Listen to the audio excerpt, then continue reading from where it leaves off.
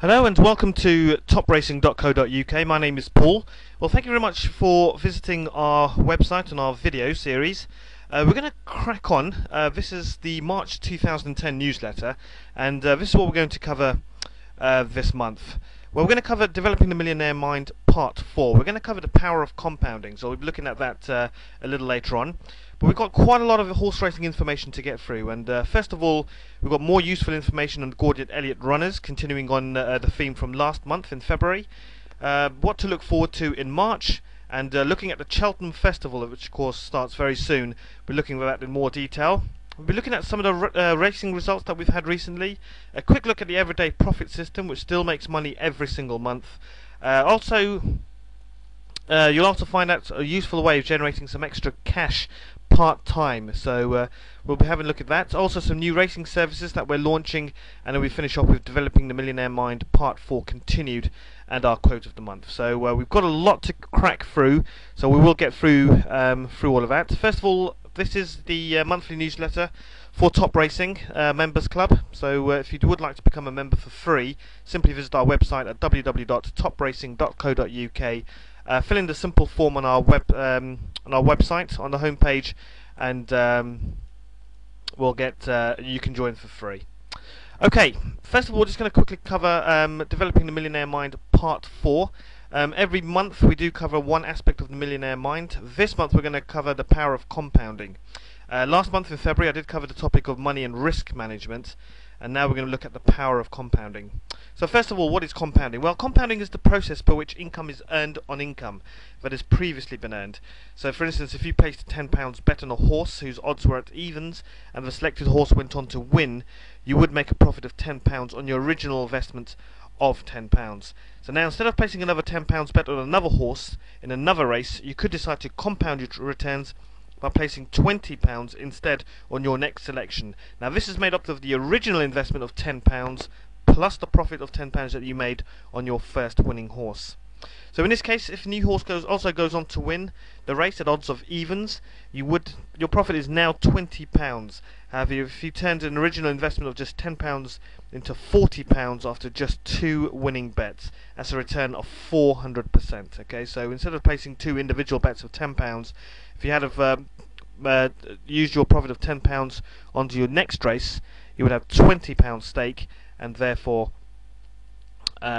you would make a profit of turn £10 into £40 after just 2 winning bets. Okay. Now, I did actually pose this question to you last month. If you were offered a chance to have £1 million or 1 pence compounded every day for a month, which would you take? Okay, so have a brief think about that, and we'll cover the power of compounding a little later in this section. Okay, let's get cracking on then.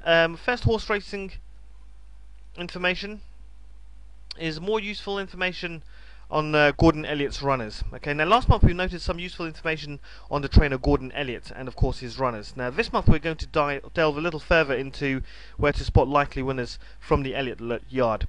Now of course, simply looking at a trainer's yard and backing all their horses blindly simply doesn't make sense. So using this concept, we've delved a little further into where to find horses that are most likely to win and offer punters some good winners.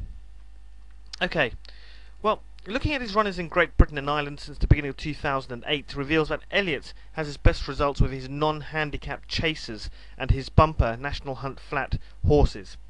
Now with the chasers he's saddled 17 winners from 66 runners. That's in addition to 14 second places and third places, and with the bumper horses he's produced 12 winners from 46 runners. Now Elliott does use a wide variety of jockeys both in Ireland and on the British mainland. However, based purely on strike rates, the most significant bookings for the yard appear to be Jason Maguire with a strike rate of 22%, AP McCoy or Tony McCoy 47.6%, P Carberry 20%, Brian Hughes 35.7%, Davy Russell 26%, and Barry Garati at 20.8%. So just by looking at the jockeys, we get a good idea as to which jockeys to look for. In particular, Tony McCoy. We've actually covered how good a rider Tony McCoy is in a previous newsletter, so have a look out for that. But Perth is by far the yard's happiest hunting ground. Okay, both over here and in Ireland, Elliott has had 5 times as many winners at the Scottish course than he has anywhere else in the UK. Okay, so he's saddled 93 perf winners since the beginning of 2008, and 30 of them have done the business for the backers. So 30 winners out of 93, that's almost one in every three races. And this covers all parts, so chasers, hurdlers, and bumper horses. Now, no other course produces anything like the results the yard extracts from Perth, but the Elliott record does indicate two places you don't want to get involved with, and that's Cheltenham, where the yard has a record of just one winner from 17 attempts, or Navan, when 50 runners have generated just 3 winners. So Cheltenham and Navan are the two courses you'd want to stay clear of as far as following Gordon Elliott. Okay, so if you are a layer, for instance, you could look to lay horses that Gordon Elliott actually runs in for the Cheltenham and the Navan courses. Okay. Now we will look at some Gordon Elliott runners in the summer season, because that's when his runners really do come into form. So we'll have a look at that in a few months' time. Okay, just sorry, it just seems as if I'm slightly rushing through the information. You can actually get all this information in PDF, that's Adobe format, by going to our website. That's topracing.co.uk, and simply click on the newsletters tab and you can download it in PDF format. I do rush it a little bit because we are a little bit tight for time, but just going to have a quick look at what to look forward to in March. Now, March's racing can only mean the 4 compelling days of the Cheltenham Festival, but the month's action slips into place with barely a ripple at Newbury on the 6th of March with the Tote Sport Gold Cup, a handicap chase for the specialist 2.5 mile handicap chasers. While over at Doncaster in the same day, the staying chasers struck their stuff in the Grinthorpe Chase. Now, you may want to have a quick read of this on the newsletter itself. We are going to move on from this, but there are some interesting ones to look out for. Sandown, later on in the month, we've got Wishful Thinking, which looks quite a good horse to follow in the EBF Novices Handicap Hurdle Final. Okay, so that's coming up later on in the month.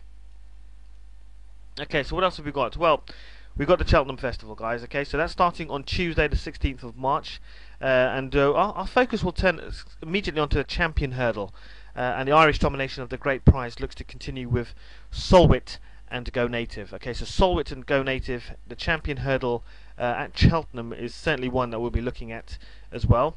Also, later on the card, we've got Quivega, and he looks quite interesting as well as David Nicholson's Mare's Only Hurdle. Now, just moving on from here, the 2 mile chasers doff their caps for the season's highlight in the Queen Mother Champion Chase, and all eyes will be upon Masterminded as he bids to land a remarkable third success in the 2 mile championship crown. Now, he looked as good as ever last time, but faces a formidable challenge from the fast improving Kalahari King, okay, the classy Northern Raider from Ferdy Murphy's North Yorkshire stable.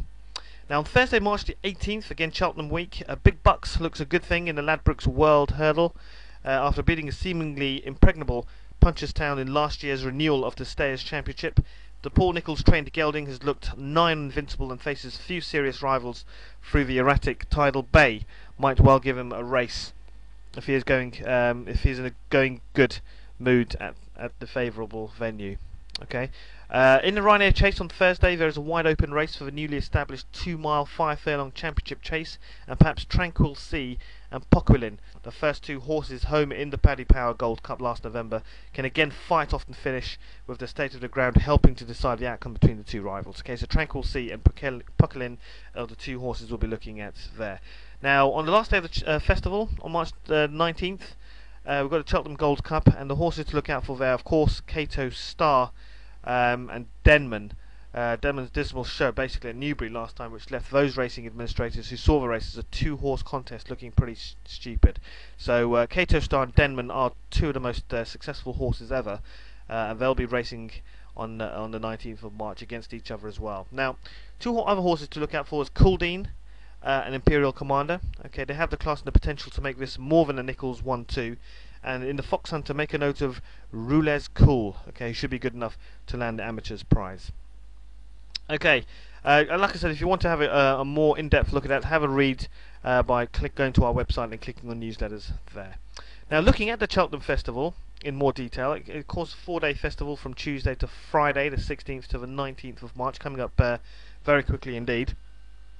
And what we're going to do is from Monday the 15th of March, okay, so the day before the next day's racing, we will be sending you some emails, so look out for this. It'll be looking at some of the horses to look out for in the Cheltenham Festival, so look out for that from Monday the 15th of March. Look out for our emails for the next day's racing.